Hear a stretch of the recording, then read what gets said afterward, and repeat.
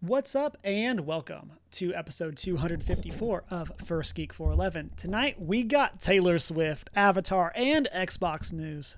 And I'm your host, Cameron Franklin. But I'm not alone. With me, as always, from West Coast, Best Coast, is Emma. How are you doing tonight? Hi, doing good. Cannot complain.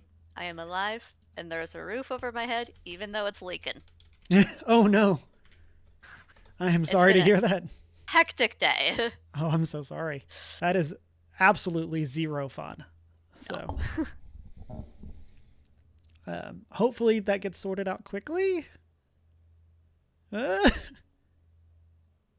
Given that our landlord has known about it for a year now, oh, the well, only reason he is quickly dealing with it now is because I have had damage to personal property, which means yeah, I have a valid excuse to complain, which would yeah, get that him in that trouble. liability. So, you know, Yeah, that'll do yeah, it. yep, Well, wish you the best. I hope that good gets, times. yeah, I hope that gets sorted out quickly. You and me both. Yeah. Let's see. On my end, things are pretty good. Kind of normal stuff. Nothing too crazy, but got some fun, geeky things to chat about. Woohoo! Before we get into what we've been up to, as always, you can find us on our social media as OneGeek411. Check out our Discord server. Shoot us an email at 1stgeek411@gmail.com. Watch live on Twitch each Monday night around 6:45 Mountain Time, and find the videos over on our YouTube, where it would help us out a ton if you would like, comment, and subscribe. And then, of course, you can find our Redbubble store for that merch. With all that out of the way, Emma, what have you been up to? Several things. First and foremost, the triangle button on my controller stopped working the other day on my PlayStation 5 controller. So I'm very proud of myself, and I took the entire thing apart and fixed it and put it all back together again, and now it works again. I'm Um, proud of you. Do that engineering. yeah, yeah. um, so now it is all fixed and working and not even more broken than it was before I started, You which know, that's is, good. a good thing. um, and because I fixed it, I was able to stream some Baldur's Gate 3 yesterday with some friends, and it was a lot of fun. Well, I say with some friends, but like friends were in the chat. It was a lot of fun.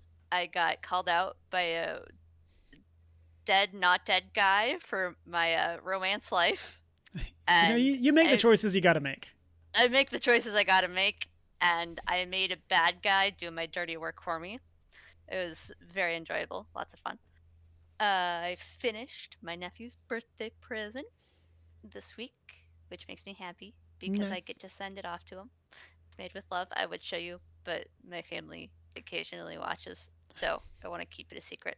Um, That makes sense. and I got drinks with friends this week, which was very enjoyable because it was nice to see people and go to someplace new. I got drinks with one friend on Tuesday night and then coffee with another on Friday morning. It was very nice. And like always, applying to jobs. Still applying. Have been for months now. Have yet to find one. It'll be a very exciting day when I get one. Yeah, we will be Um, celebrating for sure when that oh, happens. yes. But that's been it. Nice.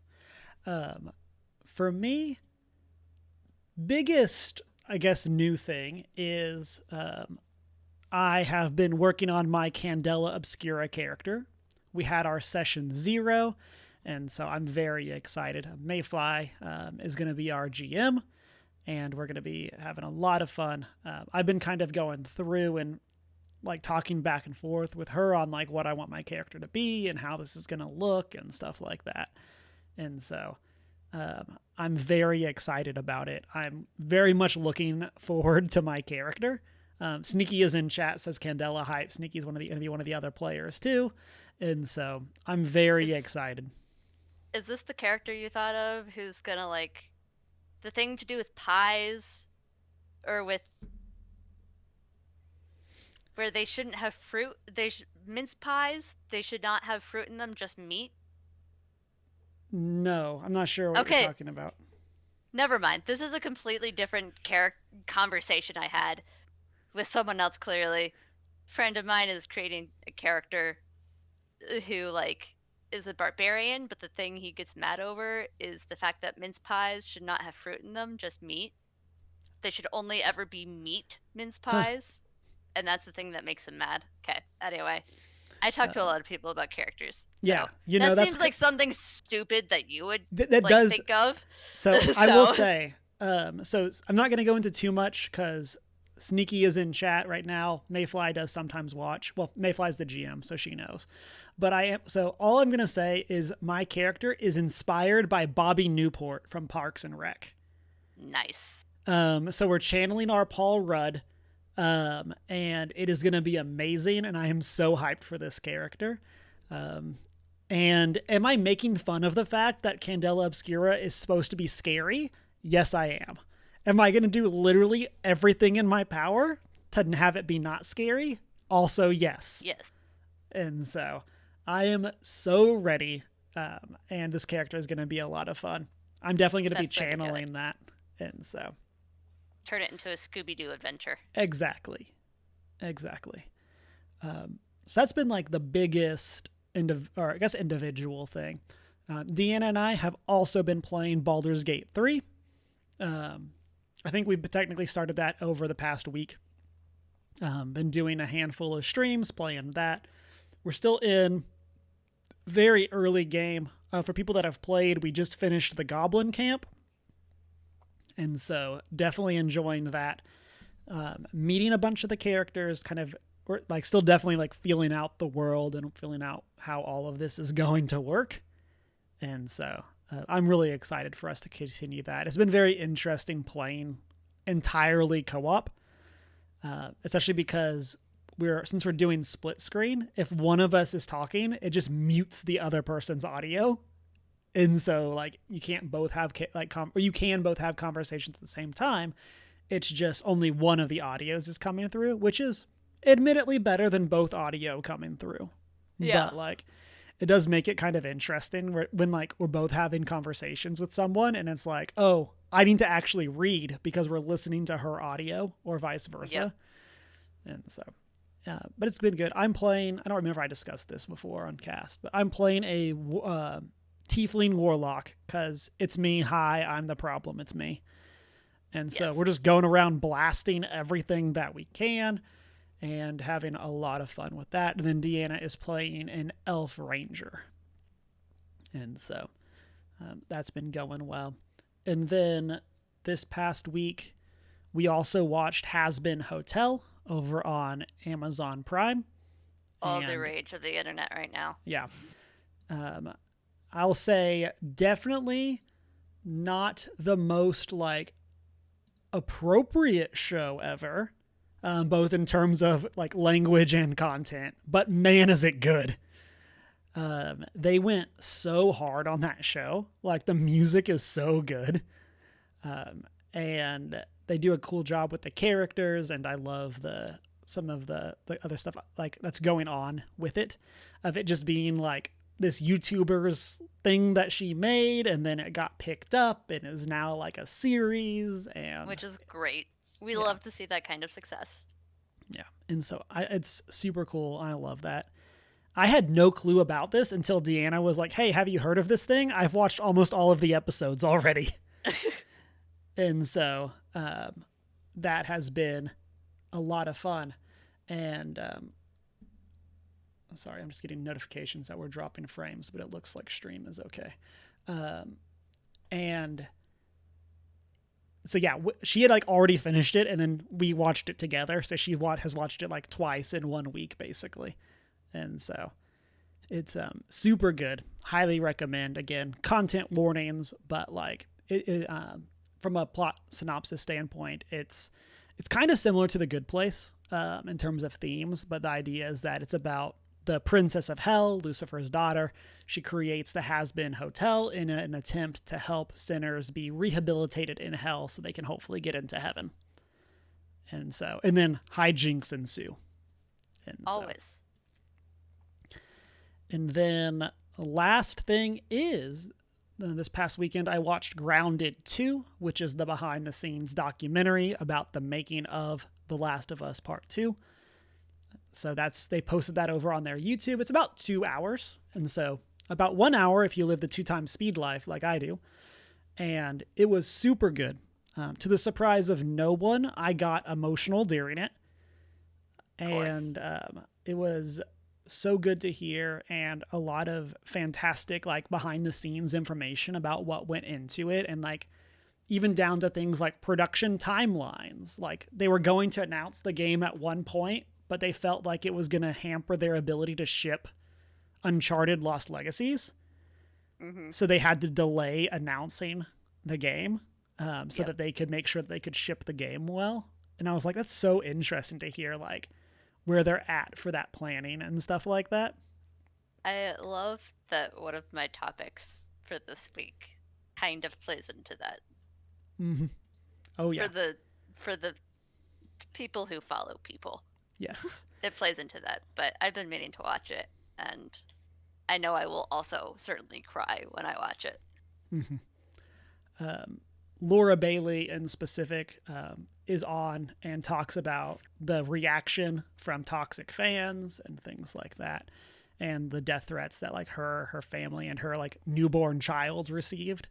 Mm-hmm. And it obviously is emotional. Like I don't have a lot of like parasocial relationships, but like her winning at the Game Awards for Abby is like one of those like extremely emotional moments for me. And so getting to hear her talk about it and talk about the struggle that was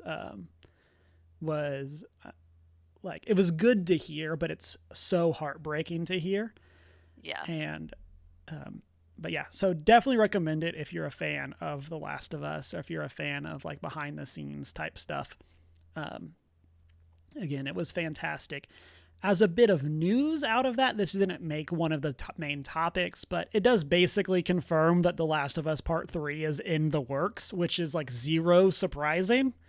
It's kind of the like, it's news just in the sense that like, yes, it's been confirmed. Yeah, it's they officially say that like, it took them a while to find the story, and they were not forcing themselves to do a part 3, and that they think they found the story, and that they see the story of The Last of Us being in 3 parts at this point. And so great.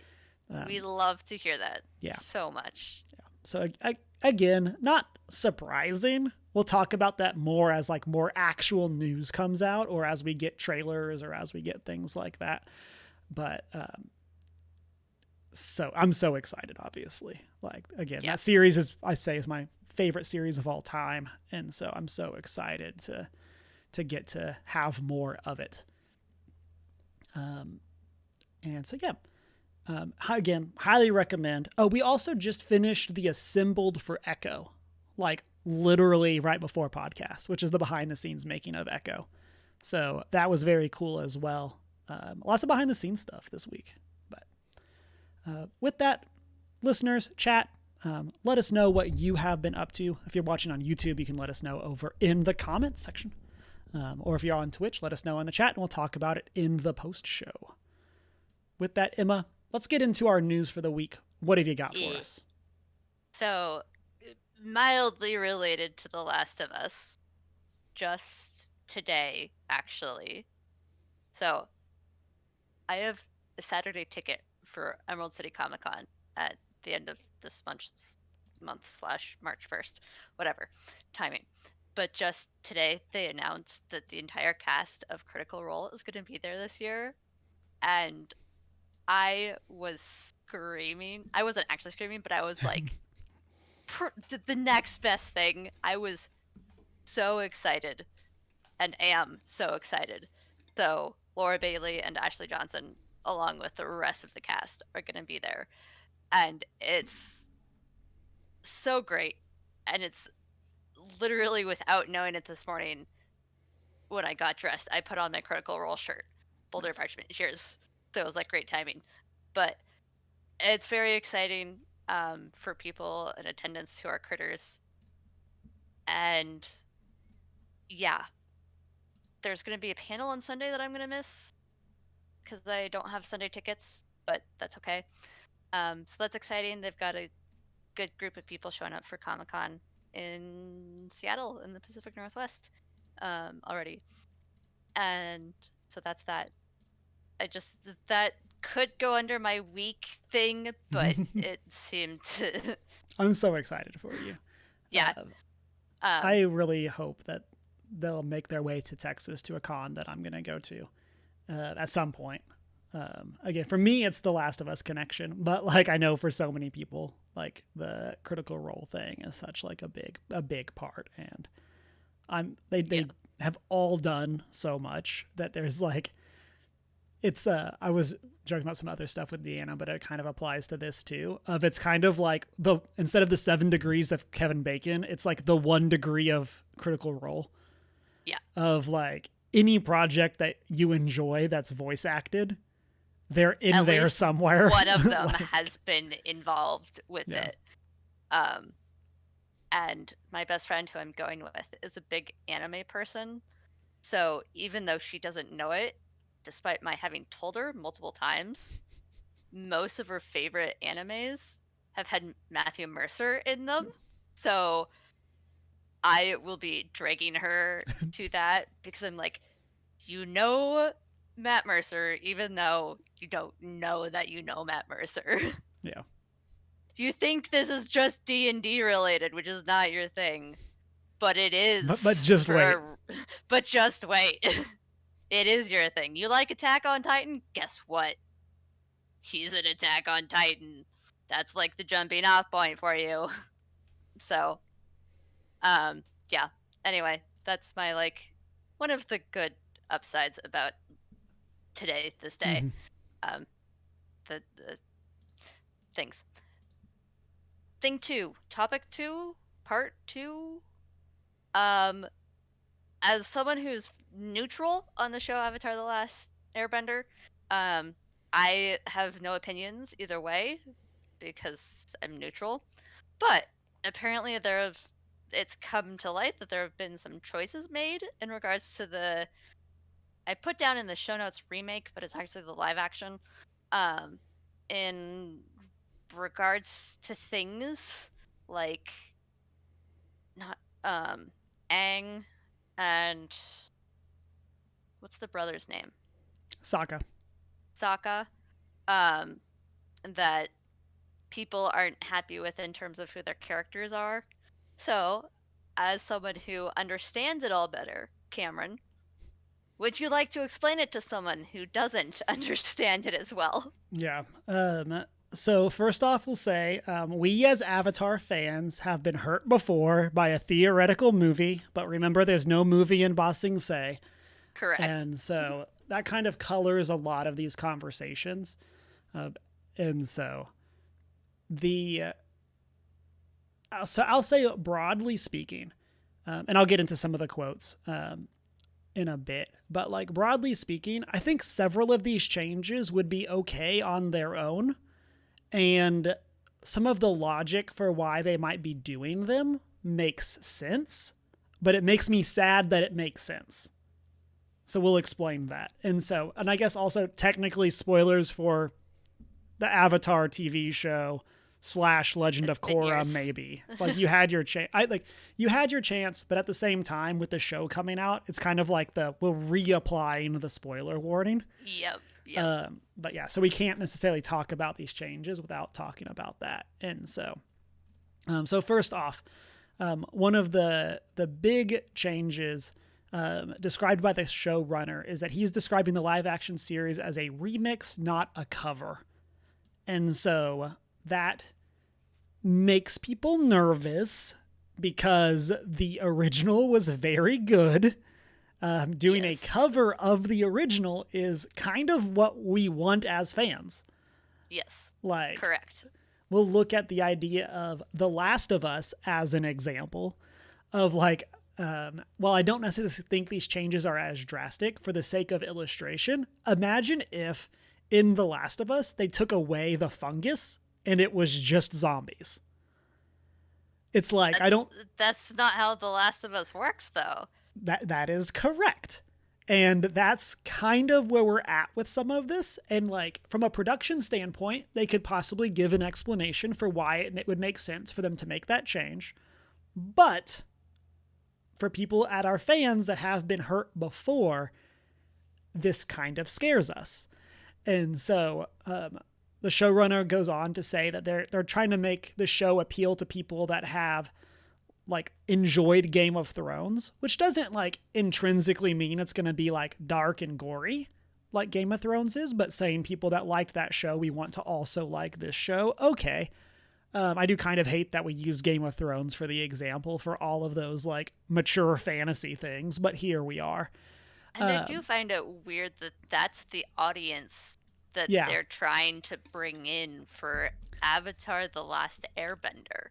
Correct. And so then they say that they knew that this couldn't just be for kids, which bothers me a lot because the strength of the Avatar animated series is that it's not just for kids. Like it is a show. A lot of the fan base is adults. Right. And a lot of adults like me found it as adults. Like I did not watch Avatar as it was airing. I watched Korra as it was airing. Mm-hmm. And so like saying that it couldn't just be for kids, while accurate, kind of like that's a concerning thing to say because it implies that the original was only for kids. Yeah. So like again, not necessarily a bad statement, but definitely concerning.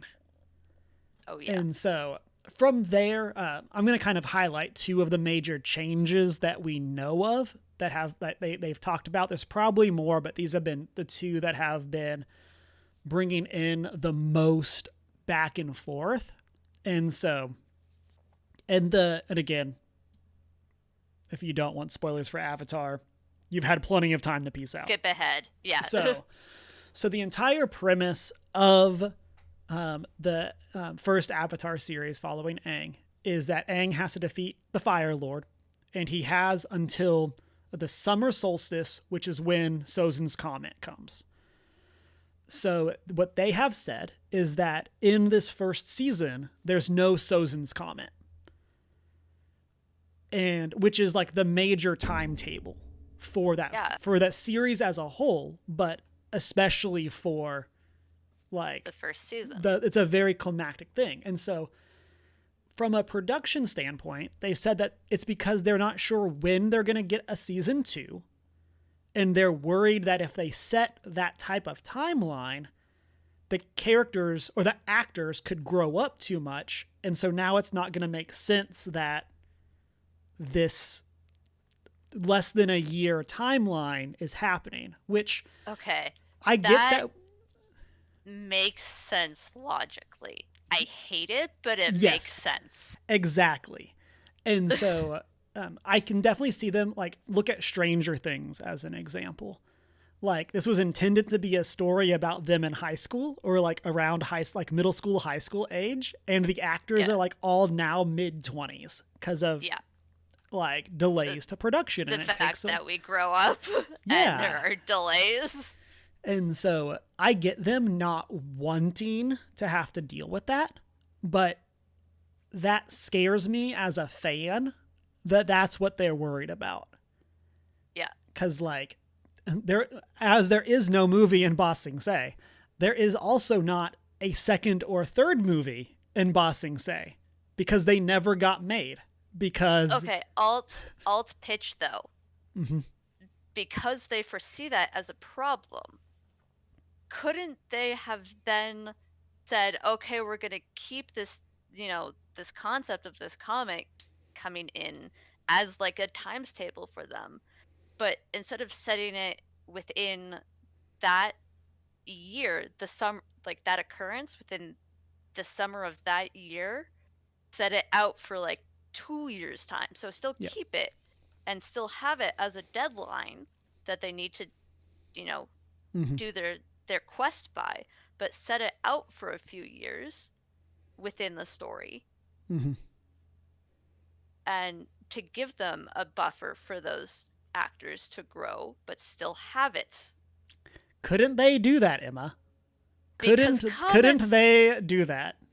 Comets don't pass by. Like, one comet, Comet A, doesn't pass by the Earth every single year. Yeah. And so my hope here is that it'll be established whatever time frame there is, and the characters, there's a very organic moment in the series where they could discover the comet is coming back.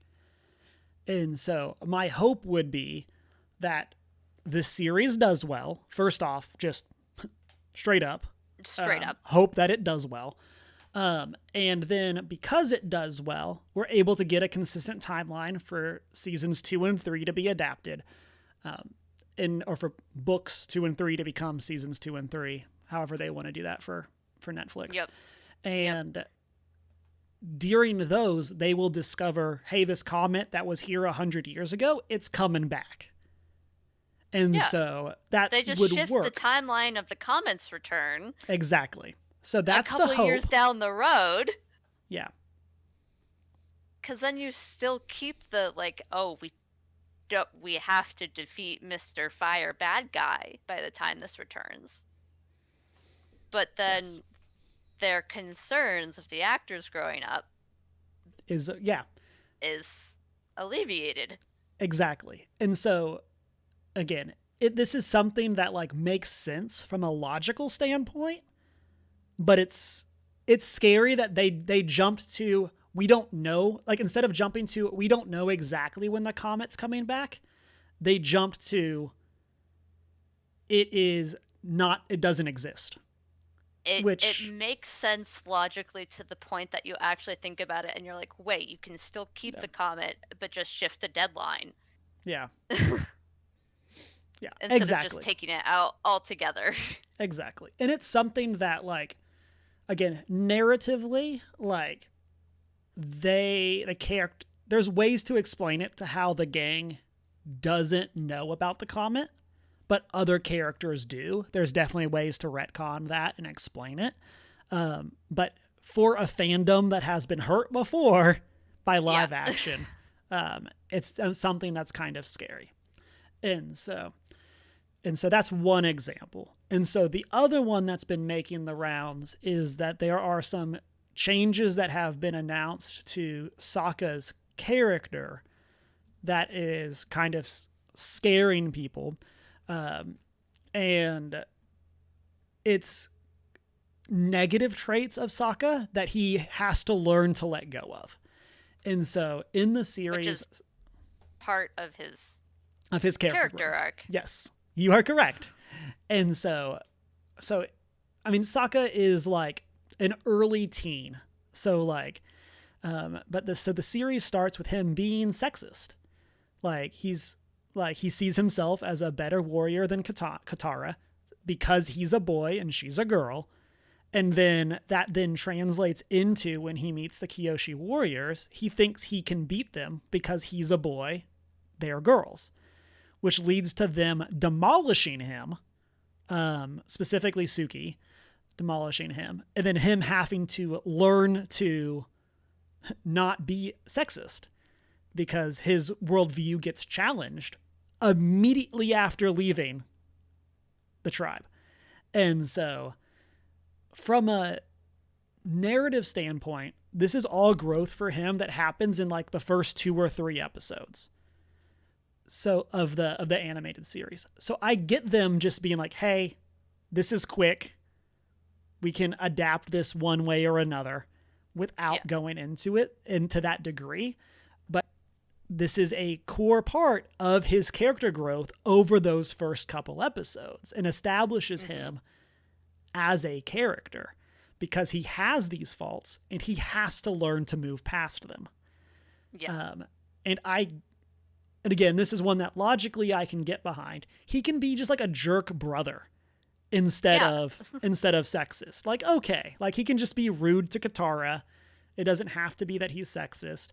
But again, for a fandom that has been hurt before, like changing a core part of that character's initial development, especially when you're taking away faults of characters that they have to learn to grow past. Yeah. Like, I get for time why that would be cut, but you're changing stuff that's core to the character's growth. Yeah. And so I don't think Which it's is like what as drastic as like if they would have changed how Aang got imprisoned in ice by any means, but like this is a important part for Sokka's development. And so, and I jumped in. What were you saying? just like that's how when your character has those sort of, even if they're mildly shocking negative traits at the start of a show, but quickly learn and grow from them, that's how an audience, you know, grows to love that character, is when they see faults of the character and then have the character faced by those faults, faced with those faults, and grow with them. And it then makes the audience want to, root for that character Exactly. who's growing and changing their negative ways. Exactly. So, again, I think in a bubble. Oh, and also should say this is also all clouded in the fact that the original creators of the show were originally on this project. They left over creative differences. It later came to light that likely lines up with them taking the job as the heads of Avatar Studios at Nickelodeon. And so while I'm sure there were creative differences, it doesn't help that they were offered like a great gig. And so like there is that too of like, of course he didn't do this, but like I equate this to like James Gunn. Like people would have understood if James Gunn said, hey, sorry, I can't do Guardians 3. I'm taking over the DCU. And like we would have been sad that he left, but we would have understood. We would have understood. And so that's kind of what seems to be the opposite of or potentially the opposite of what happened here. Where like, yes, there were creative differences. While those were happening, they got offered this other gig and said, hey, we're going to step away. And the creators have defended the cast and crew against fan reaction. Because again, we've been hurt before. And they did say like, hey, this is the cast and crew that we picked. If you trusted the project while we were there, you should still trust it. But how much is that is them not wanting their IP that they're now heads of a studio of to get demolished as it already has been in live action? So, like, yeah. So there's a lot of like cloudiness going on there. That's basically just leaving a lot of people kind of questioning where we're at with this after a generally good reception to the trailer that they released. Like their actual like initial trailer was very good. And so, yeah, so people are just kind of scared. So the question is, will this be a 2 strikes you're out scenario? Because this is literally attempt number 2 at a live action remake. Right. And that's going to be the question. Chances are there's not going to be a third one if this one flops, a third attempt. So is this going to be a 2 strikes you're out or a second swing is a home run scenario? Exactly. And we don't necessarily know exactly what Avatar Studios is up to, but we do know generally, I just Googled, so this is coming off the wiki. It says currently Avatar Studios is working on 3 new animated theatrical films. The 3 projects will be made originally a hybrid 2D and CG in a collaboration with Flying Bark Productions. And then we also know that there's an untitled Aang Avatar movie in the works that will be animated and is releasing in October of next year. And so they clearly still have their plans, and they all seem to be animated. But, yeah, I would foresee that if this does not work in live action, we will never see live action Avatar again. I think that this will be the killing blow, unless it's a brand new story set in the Avatar world, which I don't necessarily see them wanting to do. I don't know why they would go to that when they now have an animation studio that they're working or that they're like in charge of. But that's really the only way I could see them ever returning to live action if this doesn't go well. Like if we don't get all 3 books adapted to live action with this series, I don't think it's ever happening. No, it's not. If this one doesn't work, then it's not going to ever happen. Yeah. So we'll see. We are not that far out from the release of Avatar on Netflix. I want to say it's February 22nd. Let me Google real quick. But I'm pretty sure it is like right around the corner. Yeah, February 22nd. And so we'll see. Not overly comfortable with where we are with it, but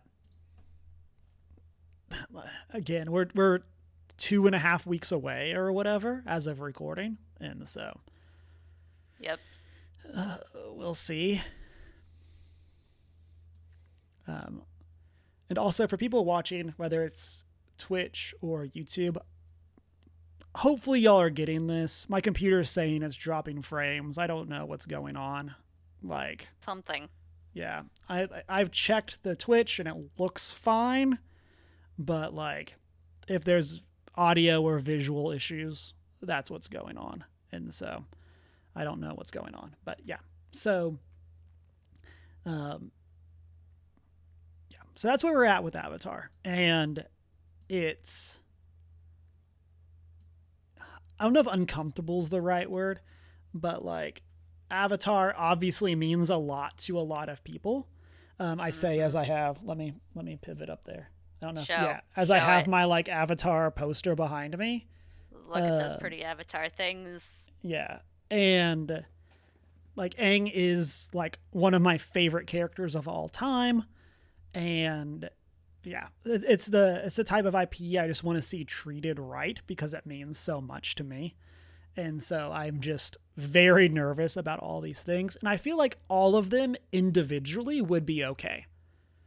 Mm-hmm. But it's the fact that, and again, we kind of just highlighted 2 of them here for the sake of this not being the entire episode.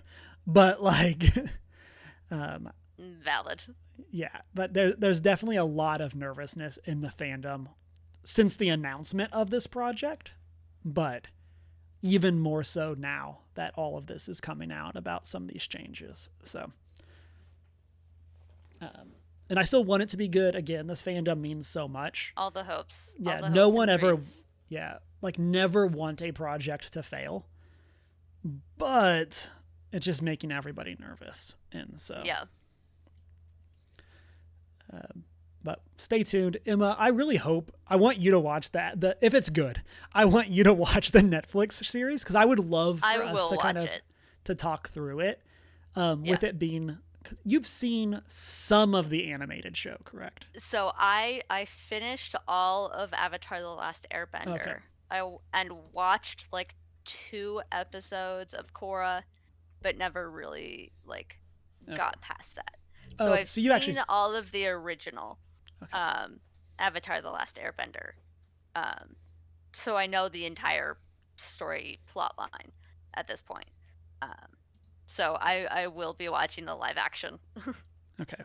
That's more than I thought you had seen. I thought you'd just kind of seen bits and pieces. So yeah. So I think when I joined the podcast, I had only seen bits and pieces, and then I decided to finish it. Okay. 1, proud of you. Thank you. 2, thank you very much. Yeah, I'm very excited to talk about it, whether it's good or bad. Of course, again, want it to be good. Please be good. But really excited to talk about it, kind of see where we're at. Potentially, we're going to be doing a watch party. And so, and that might just be me doing like therapy for myself of like, I can't go through this by myself. I need other people here with me. Yeah, and I don't blame you. So we'll see how that all pans out. But yeah. Yeah. Yeah. But with that, we can, unless you have any other questions or call outs about Avatar, we can hop to our next bit of news. We're going to keep this quick because I know in addition to the Avatar stuff, this is also something Emma is not huge on. And that is at the Grammys, we got the announcement of Taylor Swift's 11th album, the Tortured Poets Department. And Shanine and I are noticeably hyped and have been talking about it. Deanna and I have also been talking and swapping theories and stuff like that. Deanna's saying that since it's poets, but it's not possessive, like this might be like a bunch of collabs and actually having like the poet, like there's always like 2 to 3 collabs on the albums, but like each album could be about another poet is kind of, or at least part of the album could be about a different poet. And like that would be really cool. Interesting. Yeah. I think that's a very fun theory, and kind of sets it apart from some of the other like Midnights type stuff, which is like represents the songs that represent the different midnights that Taylor has experienced in her life. And so I think that if this is just, if Taylor is all of the poets, but like if it is something that is about these different people and the different things that they've experienced, I think that would be a really cool take on this. And, or in, I want to say it's the Speak Now Taylor's version. There's a song called When Emma Falls in Love, that people attribute to being about Emma, Emma Stone. One day. One day. One day. I'm trying. I'm doing my best. I'm working on it. Do I have the right album for that? I want to say it's Speak Now. Yes, Speak Now, Taylor's version. And so like that's something that'd be kind of cool, even if it's about Taylor like telling these stories about these other tortured poets that she knows. I think that would be really fun. And we don't necessarily know a lot. I think I saw somewhere that it would have 17 songs, but I don't know if that is correct. And it was announced to be releasing April 19th. And so, and I should also say, this was announced at the Grammys after Taylor won Best Album of the Year for the 4th time, becoming the first person to ever win 4 times. And so, and so very excited. I'm going to wave my hands here so that I can find and put in normal reminder whenever we talk about Taylor Swift. And that's that Shanine and I have ranked every song on every album. And we did an appendix for 1989 Taylor's version. And so I am sure Shanine and I will come in without Emma and we'll go through and do one. I'll be in the chat. for Tortured Poets. Also, it's not Dead Poets Society. It's Tortured Poets Department. And there's been a lot of memes around millennials wanting to call it Dead Poets Society. And so, I'm sure she wondered briefly if she could call it that. Yeah. Can I do this legally? But that is Taylor Swift news. Very excited. Very hopeful for what that's going to look like. And then from there, that's going to bring us into my second bit of news. And that is that there's been a lot of news going on about Xbox this weekend. Yeah. Specifically around whether or not Xbox titles would stay exclusive to Xbox and PC, or if they would come to other platforms such as PlayStation 5 and Nintendo Switch. So before we get into it, I guess I should say I'm a huge PlayStation fan of like so many of those games have meant a whole bunch to me. And I've never had an Xbox. So like I've only experienced those IPs like with friends, or I have been playing on Game Pass lately. And so, at least for those main first party, of course, Xbox now owns Activision and Bethesda. Morrowind was a huge like RPG for me. And Emma, I don't know if you have any experience specifically with the Xbox games, but no, not directly. Although there are quite a few Xbox games on my I wish I could play this list. Because they just look right up my alley. So it's like not directly, but like I've always in the back of my head gone one day when I can afford to have, you know, an Xbox, I would get an Xbox to then play those games. But right now I am sticking with PlayStation because I like a majority of the games on there versus the like 4 Xbox games that I want to play. Yeah. So kind of with our I don't want to say biases because I don't feel like that makes it so we can't talk about this, but with our history as gamers out of the way, there have been rumors circulating for a while that Xbox games, specifically Hi-Fi Rush, could be heading to Switch. Apparently there was some stuff that was like data mined and things like that, and then these latest reports point towards the new Indiana Jones game, as well as potentially Starfield, eventually heading to PlayStation 5. And then, I already mentioned Hi-Fi Rush, but then the other one is Sea of Thieves. And so these are games that, again, theoretically, based on these leaks or rumors or whatever you want to call them, there's nothing like official that has been discussed, but that these could be coming to other platforms. And then today we got a tweet from Phil Spencer, who's, I don't know if his title is head of Xbox, but he's the head of Xbox. And he said, "We're listening and we hear you. We are planning a business update event for next week where we will look forward to sharing more details with you about our vision for the future of Xbox. Stay tuned." So, as always with console war type stuff, there is a lot of people that feel very close to their brands. I say this as someone who feels very close to PlayStation. And there has always been this, like, one of the primary reasons to get into any of the consoles is the games. That's such a huge part. And so Xbox has said before that if it was up to them, they would put Game Pass on everything and you'd be able to play games everywhere. Or at least some games, asterisk, I'm sure. Yep. But and they've said before that they're looking at platform exclusivity on a case by case basis, and so this is kind of just the latest update in that mindset. And so we'll see what that means. Some people are kind of noticeably upset because it means that they potentially don't have to spend a lot of money or didn't have to have spent a lot of money on an Xbox. And it's going to be really interesting to see how and if this plays out the way that it's being talked about. There have also been rumors of the mid-generation refresh for the Xbox Series being announced soon.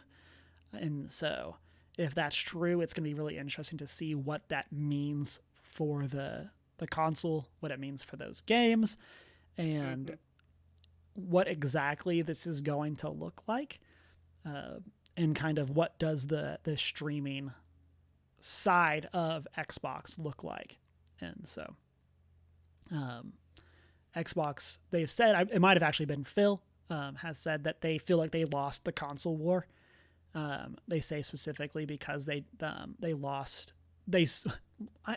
lose language is always so rough because, like, it's a business that made a bunch of money.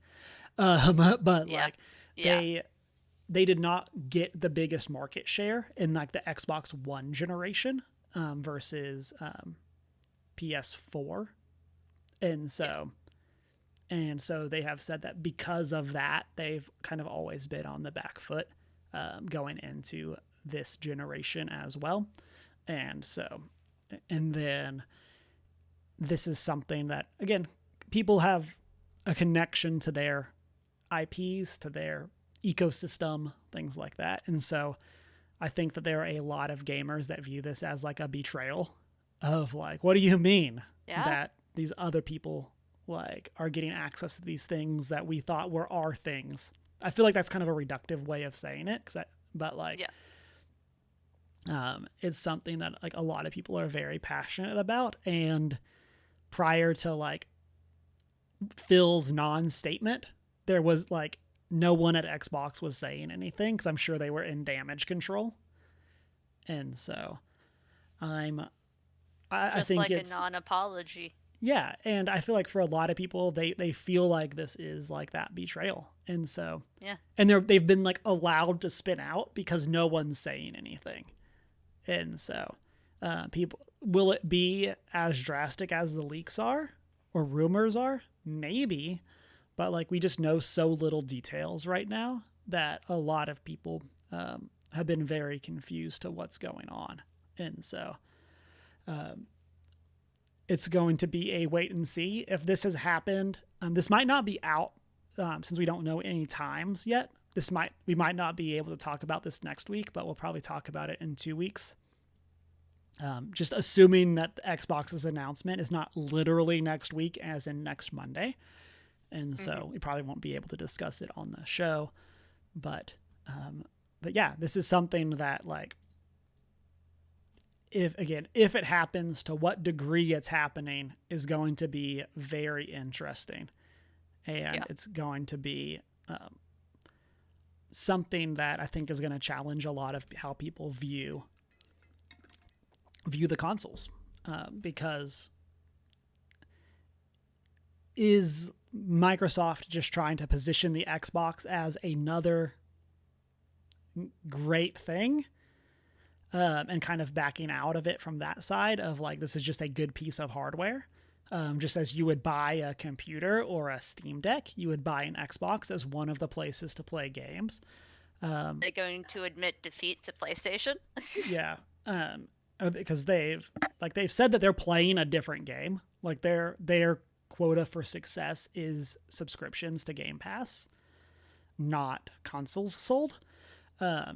But then, like, the other side of that is if they back out of the market, in the sense of how they currently are, that also kind of leaves Sony with a monopoly when it comes to like obviously Nintendo is still around, but like when it comes to the more high end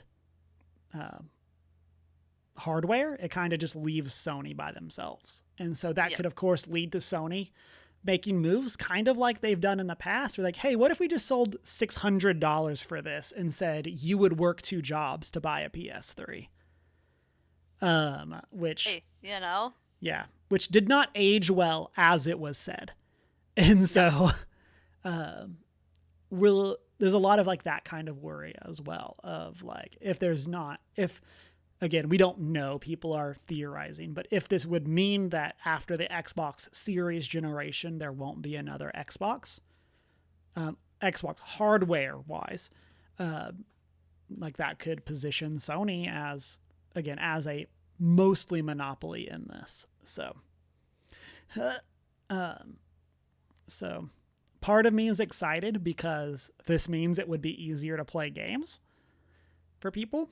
You don't have to have multiple devices to play games, but then the other side of it is, what does that mean for competition? Again, Microsoft doesn't need us defending them in that case, but like, no.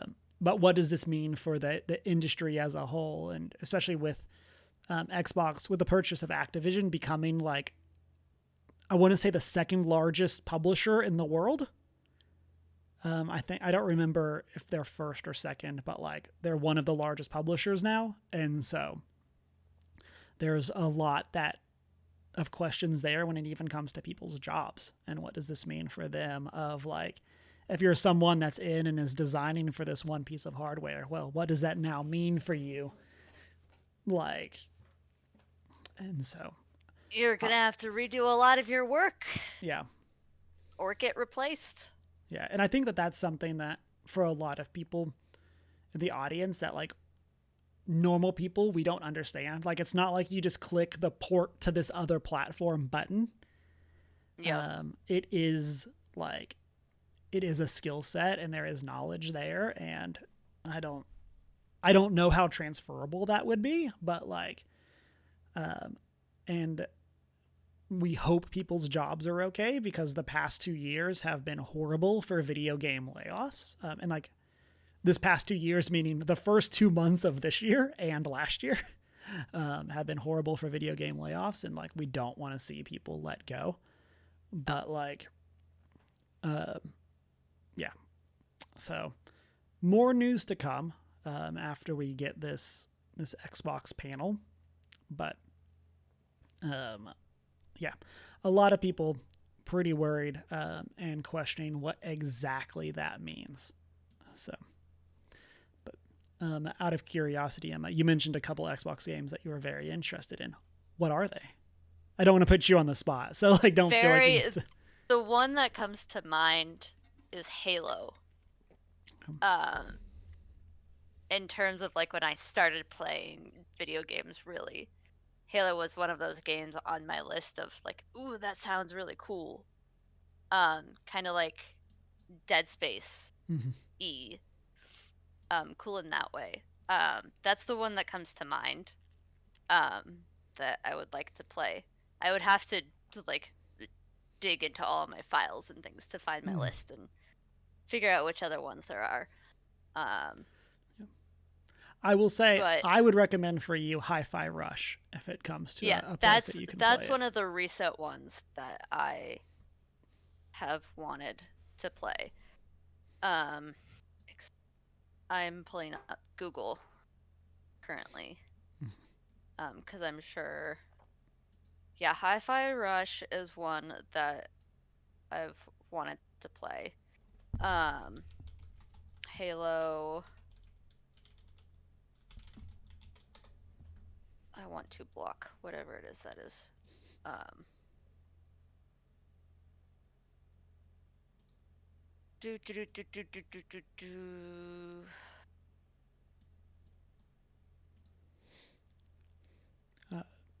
Sea of Thieves I've looked at a couple of times, but the reason that I've sort of gone the route of PlayStation over Xbox big picture is because there's the number of games that I've wanted to play that are PlayStation is greater and has been greater than the number of games I've wanted to play that are Xbox games. That again doesn't mean, that I would never get an Xbox.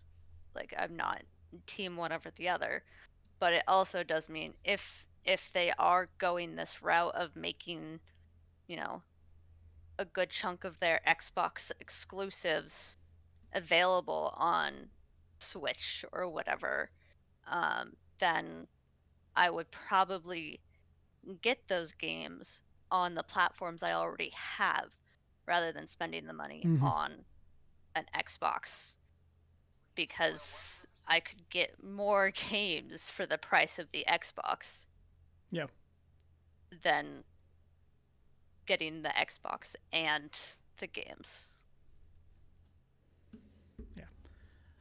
I'm there with you. Like, that was a choice that we made during COVID. Because wanting to get a better computer anyway, and then having access to the games via PC is kind of just a benefit versus getting a Series S or doing something like that as an additional piece of hardware. And so, and yeah, we'll see. Ideally, people having more access to games is good. Yeah. But I do think some of the question there will be quality of, like, one of the reasons that games like The Last of Us are as good as they are is because Naughty Dog can focus on how they want the game to run on exactly this one or two pieces of hardware of and so I definitely would get those concerns for, like, the quality of those games of, like, if they're trying to be made for that you could see that the resources divided between the two platforms. But I don't know. Again, I feel like right now the answer is hold, batten down the hatches, but hold, and then wait until we hear what Phil Spencer says, and hopefully that will be something that will help a lot of people, and so or help at least alleviate worries, because now there will be guidance for what is going on. So Yeah, exactly. as we wrap our news, listeners, let us know what you think about this. Again, YouTube comments, Twitch chat, all of that. Of course, be civil. Let's have a good discussion. But you can also jump into the Discords where we can chat about stuff like that too. So, Yeah. and then as we wrap up, our piece of bookkeeping or housekeeping is that book club is back. Go check out our book club on A Psalm for the Wild built. I'm going to do hand things, so wave my hands so that I can find this when I scrub through later. And go check that out. And then we also announced that February 29th will be my favorite read for 2023, a book that I read in 2023. And that's The Invisible Life of Addie LaRue by V.E. Schwab. And so I'm very excited for that. Again, February 29th, very end of the month, for that last Thursday. But very excited that we will have the return, or have had the return of book club. And of course, very excited to dive back in and reread The Invisible Life of Addie LaRue. Yeah. And then with that, we'll be back next week chatting about geeky stuff, maybe playing a game. Who knows? See? Yeah. But we'll be doing that, of course, here on Twitch as OneGeek411. You can find us on our social media. You can also join out that Discord server. Shoot us an email at 1stgeek411@gmail.com. Check out the Redbubble store. Watch live on Twitch. Check out our videos on YouTube where you can like, comment, and subscribe.